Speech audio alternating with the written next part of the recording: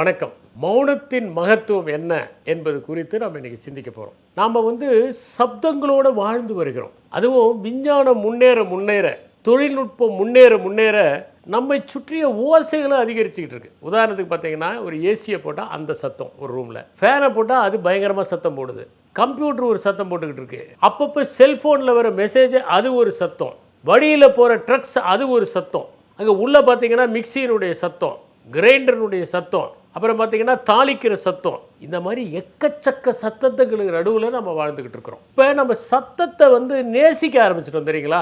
இந்த ஒரு படம் வரும் தமிழில், பேசும் படம்னு ஒரு படம். அதில் அமைதியான சூழ்நிலையில் கதாநாயகனுக்கு தூக்கம் வராது. அதனால் அவர் வாழ்ந்த ஒரு இடத்துக்கு போய் அந்த சத்தத்தெல்லாம் ரெக்கார்ட் பண்ணிக்கிட்டு அதுக்கப்புறம் நைட்டு தூங்குற மாதிரி இருக்கும். அந்த மாதிரி சப்தங்களுக்கு நாம் பழகி விட்டோம். இப்போ ஒரு மலைவாழ் தளத்துக்கு போகிறோம், மகிழ்ச்சியாக இருக்கணும், அமைதியாக இருக்கணும், இந்த சப்தங்களிலிருந்து நம்ம தப்பிச்சுக்கிட்டு போகணும்னு இந்த நத்தானியல் ஹாத்ரோன் தான் எழுதியிருப்பார், ரெஃப்யூஜிஸ் ஆஃப் தி சிட்டிஸ் அப்படின்னு. அங்கேருந்து ஒரு அமைதியான இடத்துக்கு நம்ம போகிறோம். ஆனால் அங்கேயே 2 நாள் அமைதியாக நம்மளால் இருக்க முடியாது. உடனே அடுத்த நாள் ஏதாவது போய் ஷாப்பிங் பண்ணணும், ஒரு சத்தமான இடத்துக்கு போகணும், ஒரு மாலுக்கு போகணும், மார்க்கெட்டுக்கு போகணும். இந்த மாதிரி நம்ம சப்தங்களை நோக்கி சென்று கொண்டு இருக்கிறோம். இந்த அமைதியை நம்ம நேசிப்பதற்கு நாம் இன்னும் பழகலை. ஆனால் இந்த அமைதி நம்முடைய வாழ்க்கையில் எவ்வளோ முக்கியம் அப்படிங்கிறத பற்றியும், அமைதியாக நாம் இருக்க முடியலங்கிறத பற்றியும் ஒரு டெமான்ஸ்ட்ரேஷனை ஜான் கேஜ் அப்படிங்கிற ஒரு மியூசிக் டைரக்டர் நடத்தினார். ரொம்ப புகழ்பெற்ற மியூசிக் டைரக்டர். ஒரு பெரிய ஆடிட்டோரியம், எல்லாரும் வந்திருக்கிறாங்க.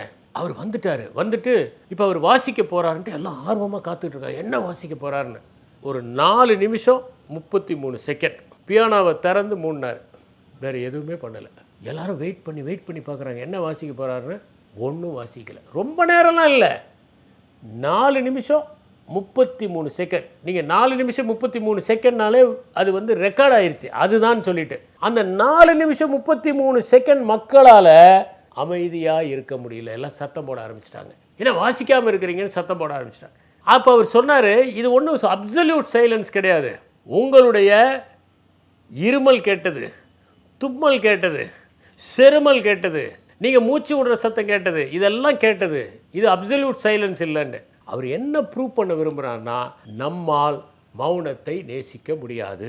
அப்போ ஒரு சேம்பர் ஒன்று, அனகாயிக் சேம்பர்னு ஒன்று கிரியேட் பண்ணாங்க. எக்கோ அப்படிங்கிறதுல தான் அனகாயிக் சேம்பர். அப்படின்னா என்ன அர்த்தம்னா, இந்த சப்மரீன்லாம் இந்த கடலில் போயிட்டு இருக்கும்போது சத்தம் வரும்போது எக்கோ வராமல் இருக்கிறதுக்காக ஏற்படுத்துறது தான். அந்த மாதிரி ஒரு சேம்பரை கிரியேட் பண்ணாங்க. அந்த சேம்பருக்குள்ளேயும் 2 சப்தங்கள் கேட்டது. ஒன்று என்னென்னா, அவருடைய அந்த நர்வஸ் சிஸ்டம் அது கேட்டுச்சு. 2வது அவருடைய ஹார்ட்டினுடைய சத்தம். இப்போ தான் அவர் சொன்னார், அப்சல்யூட் சைலன்ஸ்கிறது ஒன்று பாசிபிளே கிடையாது அப்படின்னு சொன்னார். இப்போ இந்த சைலன்ஸ் ஏன் முக்கியம் அப்படின்னா, ஒரு மனிதன் மௌனமாக இருக்கிற போது உலகத்தை தரிசிக்கிறான். நீங்கள் காலையில் ஒரு 4 மணிக்கு எந்திரிச்சு உட்காந்திங்கன்னா நிறைய இனிமையான ஓசைகள்லாம் கேட்கும். பார்த்தீங்கன்னா பல பறவைகள் பாடுறது கேட்கும், மரங்கள் அசைகிறது கேட்கும், திடீர்னு பார்த்தீங்கன்னா சில பூச்சிகளுடைய ரீங்காரம் கேட்கும், எல்லாம் கேட்கும். ஆனால் ஒரு 7 மணிக்கு மேலே பார்த்தீங்கன்னா பஸ்ஸு, லாரி, ஆட்டோ எல்லாம் ஓடுறதுல எந்த சத்தமும் கேட்காது. 4 மணிக்கு அதிகாலையில் அவ்வளவு இனிமையான இசை உங்கள் காதில் விழும். ஏன்னா நம்ம இந்த இனிமையான இசையெல்லாம் இழந்துட்டோம். நம்ம 2 விதமான சைலன்ஸ்னு சொல்லுவாங்க. என்னென்னா, ஒன்று ஒரு பூங்காவின் மௌனம், இன்னொன்று ஒரு மயானத்தின் மௌனம். ஒரு மயானத்தின் மௌனம் எப்படி இருக்கும்? மயானத்தில் மௌனம் தான் இருக்கும், ஆனால் ஒரு நரி ஊளையிடும், நாய் ஊளையிடும், பார்த்தீங்கன்னா பிணந்தண்ணி கிழங்குகள்லாம் சத்தம் போடும், அந்த மாதிரி இருக்கக்கூடிய மௌனம். ஆனால் ஒரு தோட்டத்திலேயோ ஒரு பூங்காவிலேயோ இருக்கிற மௌனம் எப்படி இருக்கும்? அங்கே பறவைகளுடைய பாடல், தேனீக்களுடைய ரீங்காரம், சில டைமில் பார்த்தீங்கன்னா கிளைகளுடைய அசைவு, இந்த மாதிரி இனிமையானது. அதனால் எந்த மாதிரி மௌனம் தேவை அப்படின்னா, ஒரு மலர்த்தோட்ட மௌனம் தேவையை தவிர மயான மௌனம் தேவையில்லை. ஆங்கிலத்தில் 3 விதமான சொற்கள் இருக்கு. ஒன்று காம்னஸ், இன்னொன்று சைலன்ஸ், இன்னொன்று ரொம்ப முக்கியமான ஒரு ஃபேக்டரு, காம்னஸையும் இதையும் மீறி குவைட்னஸ்ங்கிற ஒரு வார்த்தை. இந்த 3க்கு என்ன எல்லாம் ஒரே அர்த்தமா? ஒரு உதாரணத்துக்கு, த என்விரான்மெண்ட் வாஸ் காம் அப்படிங்கிறாங்க. த என்விரான்மெண்ட் வாஸ் காம்னா என்ன? எந்த நிசப்தம், அதாவது சப்தம் இல்லாமல் இருப்பது தான் காம்னஸ். குவைட்டாக இருக்கிறது என்னென்னா, ஆக்ஷனும் இல்லாமல் இருக்குது. You was sitting quietly without doing any thing. அப்படின்னா என்னன்னா, எதுவுமே செய்யாமல் இருக்கிறது. கீப் குவைட் அப்படின்னா எதுவும் செய்யாத. ஆனால் சைலண்ட்டுங்கிறது என்ன? அதுக்கு வந்து காம்னஸா, அது குவைட்னஸா, அதை மீறிய ஒரு விஷயம் இல்லையா? அது என்ன அப்படின்னா, நம்ம பெரும்பாலும் என்ன பண்ணுறோம்னா, யாராவது இறந்து போயிட்டா சைலன்ஸ் அப்சர்வ் பண்ணுறோம், எல்லாம் எந்திரிச்சு நிற்கிறோம். நம்மளை பொறுத்த வரைக்கும் என்னென்னா, சைலன்ஸ் துக்ககரத்தோடையும் சப்தம் கொண்டாடுறதோடையும் ரிலேட் ஆகிருக்கு. அதனால தான் என்ன பண்ணுறோம், பண்டிகைனா ஒரே சத்தம், பட்டாசு வெடிக்கிறது, அது இதுன்னு. ஆக்சுவலாக உண்மையிலேயே நாம் பண்டிகைகளை மௌனத்தால் கொண்டாட கற்றுக்கொள்ள வேண்டும். ஆனால் எது மௌனம்? மௌனம் என்பது என்னன்னா, வார்த்தைகள் இல்லாமல் இருப்பது அல்ல, எண்ணங்களே இல்லாமல் இருப்பது. நம்ம சைலண்ட்டாக இருப்போம், மற்றவங்களுக்கு நம்ம சைலண்ட்டாக இருக்கிற மாதிரி இருக்கும், ஆனால் உண்மையிலே சைலண்ட்டாக இல்லை, நம்மக்குள்ளே பேசிக்கிட்டே இருக்கிறோம். நம்ம பேசாமலாம் இருக்கிறோம், பேசிக்கிட்டே இருக்கிறோம். அதை தான் நம்ம சைலன்ஸ் நினைக்கிறோம். அது சைலன்ஸ் கிடையாது. We are keeping quiet. அப்போ எது சைலன்ஸ்னா, எண்ணங்களை உதிர்ப்பது. அப்படின்னா சுபுத்தின்னு ஒரு புத்த துறவி ஒரு மரத்துக்கடியில் உட்காந்து அப்படியே மெடிடேட் பண்ணிட்டு இருந்தார். கொஞ்ச நேரத்தில் அப்படியே அவர் எண்ணங்களே இல்லாமல் ஒரு நிலைமை ஆன உடனே மேலேருந்து மலர்கள் எல்லாம் அவர் மேலே விழுந்தது.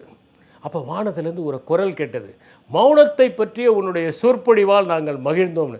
நான் எந்த சொற்பொழிவும் ஆற்றலை, எந்த எண்ணமுமே எனக்கு இல்லாமல் இருந்ததே, அதுதான் மௌனத்தை பற்றிய மிகச்சிறந்த சொற்பொழிவு. சில பேர் என்ன பண்ணுவாங்கன்னா, வாரத்துக்கு ஒரு நாள் மௌனம் இருக்கிறேன்னு வீட்டில் மௌன விரதம் இருப்பாங்க, பேச மாட்டாங்க அவங்க. ஆனால் என்ன பண்ணுவாங்கன்னா, இதை அப்படிம்பாங்க, எழுதி காமிப்பாங்க அப்படிம்பாங்க. கடைசியில் என்னென்னா, அவர் என்ன பேசுகிறாருன்னு புரியாமல் அந்த வீட்டில் இருக்கிறவங்க வழக்கமாக பேசுகிறத விட இன்றைக்கி அதிகமாக பேசுவாங்க. இவர் மௌனம் இருக்கிறதுக்காக வீட்டில் இருக்கிற அத்தனை பேரும் அதிகமாக பேசுகிறது தான் மௌன விரதமாக கிடையாது. எண்ணங்கள் இல்லாமல் இருப்பது தான் ஒரு மௌனம். 3 துறவிகள் உட்காந்தாங்களாம், இன்றைக்கி நம்ம மௌனமாக இருக்கணும்னு. கொஞ்ச நேரம் கழித்து ஒருத்தர் என்ன பண்ணியிருக்கிறாரு, கொசு கடிக்குது அப்படின்னு இருக்காரு. நீ பேசிட்ட அப்படின்னாரா 2வது துறவி. நான் மட்டும்தான் பேசலை அப்படின்னாரா 3வது துறவி. இப்போ 3 பேரும் பேசிட்டாங்க பார்த்தீங்களா. அதனால் மௌனம் என்பது மகத்தானது, நம்மால் இருக்க முடியாது. ஒரு அரை மணி நேரம் நீங்கள் மௌனமாக இருக்குன்னா எத்தனை பேரால் இருக்க முடியும்? தாட்ஸ் இல்லாமல் எத்தனை பேரால் இருக்க முடியும்? வேர்ட்ஸ் இல்லாமலேயே இருப்பது மிகவும் கடினம். எல்லா மௌனமும் ஒரே மாதிரியா? கிடையாது. மௌனத்தில் நிறைய டிஃப்ரென்ஸ் இருக்குது. அதனால தான் what they don't teach at Harvard business school அப்படின்னு ஒரு புத்தகத்தை மெக்கார்மிக் எழுதினார். அதில் என்ன சொல்கிறாருன்னா, எல்லா நேரத்துலையும் மௌனம் அக்செப்டன்ஸ்ன்னு நினைக்காதீங்க. சில நேரங்களில் ரெசிஸ்டன்ஸையும் மௌனத்தின் மூலமாக உணர்த்துவார்கள். அதை நம்ம பல நேரங்களில் பார்க்கலாம். பிடிக்கலைங்கிறத மௌனத்தால் உணர்த்தக்கூடிய ஒரு பாங்கும் இருக்குது. அதனால தான் எல்லா மௌனமும் ஒரே மாதிரி இல்லை, அதுலேயே பல விதங்கள் இருக்குது. மெடிடேட்டிவ் சைலன்ஸ்னு ஒன்று இருக்குது. அது என்னென்னா, நான் சொன்ன பார்த்தீங்களா, சுபூத்தி மாதிரி எண்ணங்கள் இல்லாத ஒரு நிலைமையை அடைவது, அது ஒரு விதமான சைலன்ஸ். இன்னொன்று என்னென்னா ரிஃப்ளெக்டிவ் சைலன்ஸ். நீங்கள் ஒன்று சொன்னீங்கன்னா உடனே ரியாக்ட் பண்ண மாட்டாங்க, அதை சிந்திப்பாங்க. அந்த சிந்திப்பதற்காக மௌனமாக இருக்கிறது. இவர் சொல்கிறது கரெக்டா, எப்படி இதை செய்யலாம், இவர் ஒரு பிளான் கொடுத்துருக்காரு, அதை எப்படி எக்ஸிக்யூட் பண்ணலாம் அப்படின்னு நினைக்கிறது வந்து ஒரு ரிஃப்ளெக்டிவ் சைலன்ஸ். இமோஷனல் சைலன்ஸ் ஒன்று உண்டு. அது எப்படின்னா, யாரும் செத்து போயிட்டாங்க, அப்படி சோகமாக உட்காந்துருக்கிறது, யாருக்கும் உடம்பு சரியில்லை, சோகமாக பக்கத்தில் அந்த அங்கே போய் ஐயோ உடம்பு சரியில்லையா அப்படிலாம் புலம்ப வேண்டியதில்லை. அந்த இமோஷனல் சைலன்ஸே நிறையா தெரிவிச்சிடும் அதில். அப்புறம் சைலன்ஸ் ரெசிஸ்டண்ட்டுன்னு என்னென்னா, சிலது வந்து நமக்கு பிடிக்கல அப்படிங்கிறதுனால மௌனமாக இருந்து அதுக்கு நம்ம ஒத்து வராமல் இருக்கிறது, இது ஒரு விதமானது சைலன்ஸ் ரெசிஸ்டண்ட். சில டைமில் பார்த்தீங்கன்னா, ஒரு கோயிலில் போய் உட்காடுறாங்க, எல்லாம் அப்படி சைலண்ட்டாக இருப்பாங்க, அது வந்து ஒரு பீஸ்ஃபுல் சைலன்ஸ்.